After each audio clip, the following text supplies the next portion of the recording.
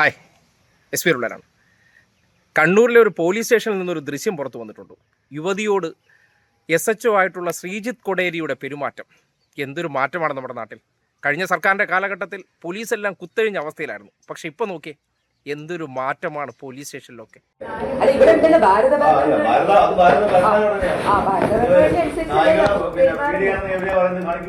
Protect ചെയ്യാൻ ബാധ്യസ്ഥനാണ് SHO. Protect ചെയ്യാൻ ബാധ്യസ്ഥനാണ്.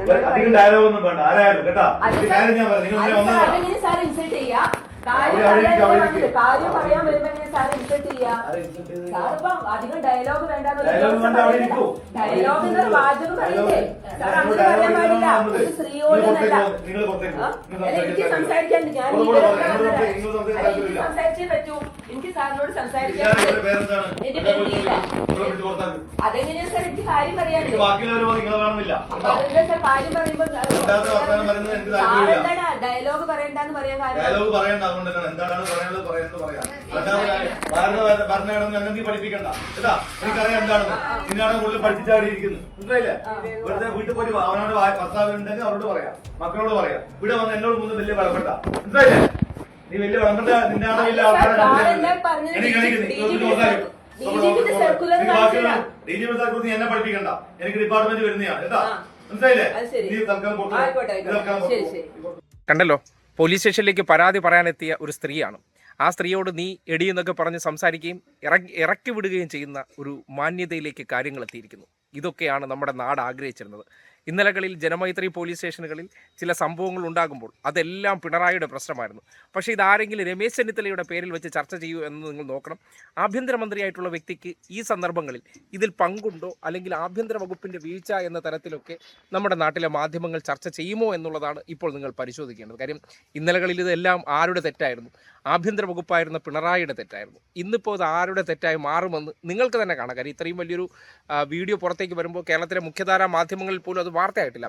കണ്ണൂരിൽ ടൗൺ സ്റ്റേഷൻ്റെ SHO ആയിരിക്കുമ്പോഴാണ് ശ്രീജിത്ത് കൊടേരി അദ്ദേഹം ഒരു പരാതിയുമായിട്ട് സ്വകാര്യ സ്ഥാപനത്തിൽ ജോലി ചെയ്യുന്ന ഒരു സ്ത്രീ അടുത്തേക്ക് വരുമ്പോൾ അവർ നിയമവിരുദ്ധമായിട്ടുള്ള കേസെടുക്കാൻ ശ്രമിക്കുമ്പോൾ തിരിച്ച് ആ തീരുമാനത്തെ ചോദ്യം ചെയ്യുമ്പോൾ ഉദ്യോഗസ്ഥൻ തനി മാടമ്പി തമ്പ്രാൻ്റെ സ്വഭാവമെടുത്ത് ആ സ്ത്രീയെ അവിടെ നിന്ന് ഇറക്കി വിടുന്നത്. നമ്മുടെ നാട്ടിൽ ചോദിക്കാൻ പാടില്ലല്ലോ എന്നുള്ളൊരു രീതിയൊക്കെ തിരിച്ചു വരികയാണ്. പോലീസ് സ്റ്റേഷനുകളിലൊക്കെ പോയി കഴിഞ്ഞാൽ തമ്പ്രാൻ മനോഭാവത്തിലാണ് ഇനിയുള്ളവരൊക്കെ പെരുമാറാൻ പോകുന്നത്. ഇറക്കി വിട്ടാൽ പോലും ശരി, നമ്മുടെ നാട്ടിൽ വലിയ ചർച്ചയാകില്ല. ഇന്നിപ്പോൾ പിണറായിയുടെ ഒരു ആഭ്യന്തര വകുപ്പായിരുന്നെങ്കിൽ ഇന്നിപ്പോൾ വൈകുന്നേരം വരെ ഇത് ചർച്ച നീണ്ടുപോയേനെ.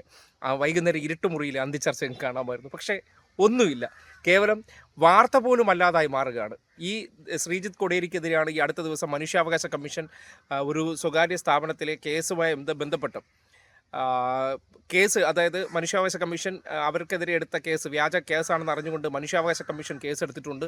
അതിനോടൊപ്പം തന്നെ നിതിൻ രാജുമായി ബന്ധപ്പെട്ട കേസിൽ റാം എന്ന അധ്യാപകനെ സഹായിച്ച ആ കേസ് അന്വേഷിച്ച് അദ്ദേഹത്തിന് വേണ്ട വകുപ്പുകളൊക്കെ ഇട്ടുകൊടുത്തത് ആരാണ്? ഈ പറയുന്ന ശ്രീജിത്താണ്.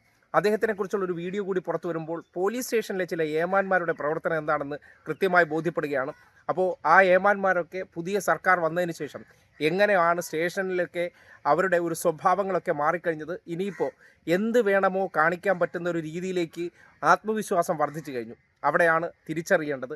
ഇന്നലകളിൽ ആഘോഷിക്കപ്പെട്ട ഏതെങ്കിലുമൊക്കെ ഉദ്യോഗസ്ഥരുടെ കാര്യം ആഭ്യന്തര വകുപ്പ് മന്ത്രിയുടെ പരാജയം എന്നുള്ള നിലയ്ക്ക് ആഘോഷിക്കുമ്പോൾ ഇന്ന് അത് വാർത്ത പോലും ആക്കാതെ കേരളത്തിലെ മാധ്യമങ്ങൾ പൊതിഞ്ഞു പിടിക്കുകയും അതിനോടൊപ്പം തന്നെ ആഭ്യന്തരമന്ത്രിയായിട്ടുള്ള വ്യക്തിയുടെ പേര് പോലും വരാതെ ഉദ്യോഗസ്ഥനെ കേന്ദ്രീകരിച്ചുള്ള ആ ചർച്ചകൾ കൂടി നിങ്ങൾ ശ്രദ്ധിക്കേണ്ടതുണ്ട്.